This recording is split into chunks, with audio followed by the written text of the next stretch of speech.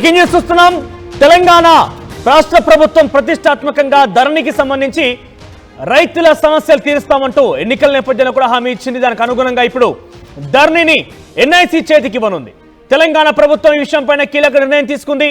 తెలంగాణ భూ రికార్డుల private company దగ్గర నుంచి ఇక జాతీయ ఏజెన్సీ పరిధిలోకి వెళ్లే ఛాన్స్ ఉందని సర్కార్ వెల్లడించింది. నేషనల్ ఇన్ఫర్మేటిక్స్ సెంటర్ కు ధరణి పోర్టల్ ను ఇచ్చే అవకాశం కనబడుతోంది. సీనియర్ ఐఏఎస్ల కమిటీ సిఫార్సుతో ఎన్ఐసికి ధరణి తరలించబోతున్నారు రాష్ట్ర ప్రభుత్వం. ఇప్పటికే పలు రాష్ట్రాల్లోని భూ రికార్డులు నిర్వహిస్తున్నటువంటి ఎన్ఐసి ఇప్పటివరకు ధరణి లావాదేవీలు నిర్వహిస్తున్నటువంటి టెరాసస్ కంపెనీ పైన ఈ నెల 29న ముగియనుంది. దీంతో టెరాసస్ కంపెనీ కాంట్రాక్ట్ ముగిసిన తర్వాత 29వ తేదీ నుంచి కూడా ధరణి పోర్టల్ ఎన్ఐసికి అప్పగించే ఛాన్స్ కనబడుతోంది. మరో 2 సంస్థలు పరిశీలిస్తున్న ఐఏఎస్ అధికారుల కమిటీ తెరపైకి ఎన్ఐసితో పాటుగా సిజిజి టిఎస్ ఆన్లైన్ సంస్థల పేరు కూడా ప్రస్తావించింది. సో ఎన్ఐసి చేతికి వచ్చే అవకాశం ఎక్కువ కనబడుతోంది. మరిన్ని అప్డేట్స్ మీ ప్రతినిధి మధు అందిస్తారు. ఎస్ మధు, ధరణి పోర్టల్ కి సంబంధించి తెలంగాణ రాష్ట్ర వ్యాప్తంగా రైతులు గత ప్రభుత్వంలో అనేక రకాలుగా ఆందోళన చెందారు. పేర్లు తారుమారవడం కావచ్చు, అనేక సమస్యలు అయితే ఉత్పన్నమయ్యాయి. తాజాగా ఈ ప్రభుత్వం ఏర్పాటు తర్వాత ధరణిని కాస్త పేరు మారుస్తాము, లేదంటే పూర్తిగా ప్రక్షాళన చేస్తామని చెప్పుకొచ్చింది. ఇకపై టెరాసస్ కంపెనీ నుంచి ఆ ధరణి పోర్టల్ని తీసుకెళ్లి ప్రభుత్వ రంగ సంస్థ ఎన్ఐసికి అప్పగించబోతోంది. సో దీనిపైన ప్రభుత్వం ఎటువంటి క్లారిటీకి వచ్చేసింది? ముఖ్యంగా రైతులు ఏ విధంగా ఈ విషయం పైన కొంత ఆశాభావం వ్యక్తం చేస్తున్నారు? ప్రభుత్వం చాలా క్లారిటీతో, అంటే ఎన్నికల కంటే ముందుగానే దీనిపైన మాట్లాడారు. ప్రతిపక్షంలో ఉన్నప్పుడు కాంగ్రెస్ పార్టీకి సంబంధించిన పెద్ద ఎత్తున నాయకులు, ముఖ్యంగా రేవంత్ రెడ్డి, మేము అధికారంలోకి వస్తే ధరణిని భూమాత పోర్టల్ కింద మారుస్తామనేటువంటిది ముందే చెప్పారు. సో ఇప్పుడు కాకపోతే అది ఎవరి చేతి ద్వారా నడుస్తుంది అనేటువంటిది గతంలో ప్రతిపక్షంలో ఉన్నప్పుడు ఆరోపణలు చేస్తారు. కాబట్టి ఇప్పుడు వారి చేతిలో నుంచి ప్రభుత్వ సంస్థ చేతులకు తీసుకోవడానికి నిర్ణయం తీసుకోవడం జరిగింది. దీనిపైన పెద్ద ఎత్తున ఒక కమిటీ, ధరణి కమిటీ ఒక నివేదిక రూపొందించి ప్రభుత్వానికి ఇచ్చింది. ఎన్ఐసి చేతికి ఇస్తే ఎలా ఉంటుంది అనేటువంటిది, భద్రంగా ఉంటుంది, భూ రికార్డులకు సంబంధించినటువంటిది. ప్రైవేట్ వ్యక్తులు ఎప్పుడంటే అప్పుడు స్టూప్ చేయలేరు, ఎప్పుడంటే అప్పుడు వాళ్ళు ఇన్వాల్వ్ కాలేరు అనేటువంటి ఒక నిర్ణయానికి రాష్ట్ర ప్రభుత్వం రావడం జరిగింది. చూస్తే నేషనల్ ఇన్ఫర్మేటిక్స్ సెంటర్ ధరణి పోర్టల్ వచ్చేటువంటి అవకాశం ఉంది ఎన్ఐసి చేతికి. చాలా ఏకాభిప్రాయం, అంటే ఎక్కువ శాతం అధికారులు కానీ ఆ నివేదికలో రూపొందించినటువంటి అంశాలు కానీ ఎన్ఐసికి ఇవ్వాలనేటువంటి ఒక క్లారిటీ ఆ రిపోర్టు రూపొందించినట్టుగా తెలుస్తా ఉంది.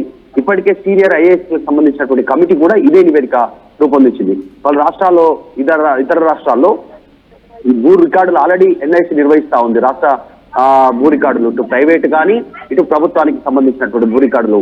సో అందులో భాగంగా వారికి ఇస్తేనే వారికి ఉన్నటువంటి అనుభవంతో ఈ సమస్యకు పరిష్కారం అవుతుంది అనేటువంటిది రాష్ట్ర ప్రభుత్వం భావిస్తా ఉంది. దాంట్లో భాగంగానే ఈ నెల 29 తోటి ముగియనుంది గత ప్రభుత్వం తీసుకున్నటువంటి నిర్ణయం. టెరాసస్ కంపెనీకి సంబంధించినటువంటి కాంట్రాక్ట్ కాబట్టి దాని తర్వాత కీలక నిర్ణయం తీసుకునే అవకాశం ఉంది.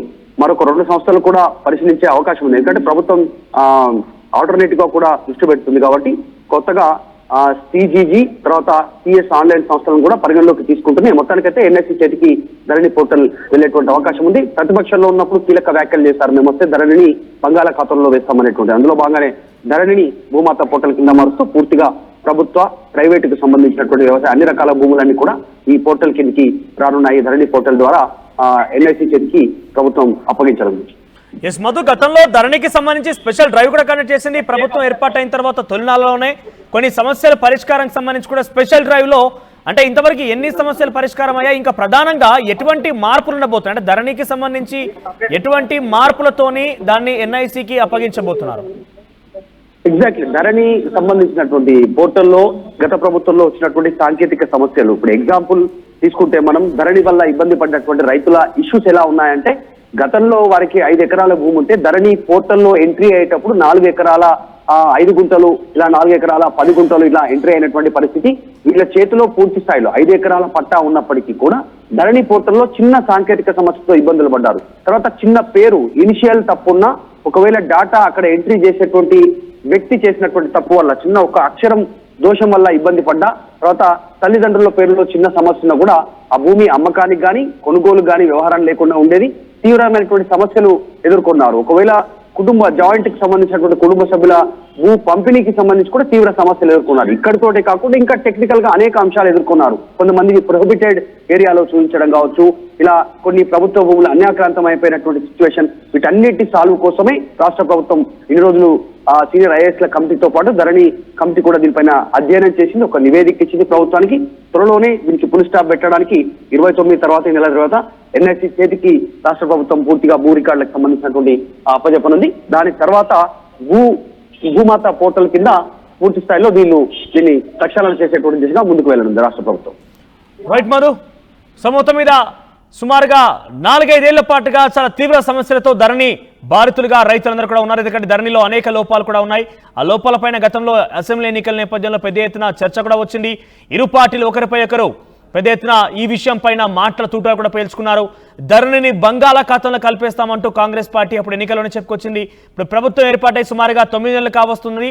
ఈ నేపథ్యంలో ధరణికి పైన ఓ ప్రత్యేక కమిటీ కూడా రూపొందించింది. ఈ కమిటీకి సంబంధించి కొన్ని రోజులుగా స్పెషల్ డ్రైవ్ పేరిట సమస్యల పరిష్కారం కూడా ప్రయత్నం చేసింది. తాజాగా ఈ నెల 29తో ధరణికి సంబంధించినటువంటి ఆ పోర్టల్ మెయింటెనెన్స్ సంబంధించిన టెరాసస్ కంపెనీకి ఆ కాంట్రాక్ట్ ముగుస్తున్న నేపథ్యంలో తిరిగి 29 తర్వాత రోజు నుంచి కూడా ఈ ధరణి పోర్టల్ని పూర్తిగా ఎన్ఐసి నేషనల్ ఇన్ఫర్మేటిక్స్ సెంటర్కి సంబంధించినటువంటి కేంద్ర ప్రభుత్వ సంస్థకి దీన్ని అప్పగించాలని ఆలోచన చేస్తున్నట్టు రాష్ట్ర ప్రభుత్వం. అలాగైతేనే ప్రైవేటు వ్యక్తుల చేతుల్లోకి చాలా గోప్యమైనటువంటి ధరణి సంబంధించిన సమాచారం లీక్ కాకుండా ఉంటుంది. రిజిస్ట్రేషన్ ప్రక్రియ కూడా, ధరణికి సంబంధించి అప్డేషన్ కూడా, సమస్యల పరిష్కారం కూడా చాలా బాగుంటుందన్నట్టుగా రాష్ట్ర ప్రభుత్వం భావిస్తున్నట్టు తెలుస్తోంది. ఇటు ఎన్ఐసితో పాటుగా మరొక సిజిజి టిఎస్ ఆన్లైన్ సంస్థలపైన కూడా ప్రభుత్వం దృష్టి సారించింది. ఈ మూడిట్లో ఎక్కువగా ఎన్ఐసికే ఇచ్చే అవకాశం ఉన్నా కూడా మరొక 2 కంపెనీలను కూడా ప్రస్తుతం అధ్యయనం చేస్తోంది. ధరణి కమిటీ పూర్తి స్థాయిలో ఐఏఎస్ అధికారుల సమక్షంలో ఈ యొక్క అధ్యయనం పూర్తయిన తర్వాత ఒక కొలిక్కి వచ్చి ఎన్ఐసికి అప్పగజెప్పాలా, లేదంటే సిజిజి టిఎస్ ఆన్లైన్ ఈ సంస్థలో దేనికి కట్టబెడతారో అనేది మాత్రం క్లియరిటీ వచ్చే అవకాశం కనబడుతోంది.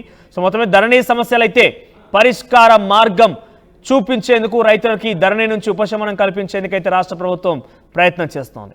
ఇన్నరా మాంగళ్య షాపింగ్ మాల్ లా ఏం కొన్నా స్పాట్ గిఫ్ట్ ఇస్తుర్రంట, రండిగా. మాంగళ్య షాపింగ్ మాల్ లో దసరా స్పాట్ గిఫ్ట్ పక్కా. ప్రతి 1000 రూపాయల కొనుగోలుపై ఖచ్చితమైన స్పాట్ గిఫ్ట్. ఈ ఆఫర్ అక్టోబర్ 1 నుంచి 11 వరకు మాత్రమే. మాంగళ్య షాపింగ్ మాల్, తెలంగాణ. ఇన్నరా మాంగళ్య షాపింగ్ మాల్ లా ఏం కొన్నా స్పాట్ గిఫ్ట్ ఇస్తుర్రంట, రండిగా.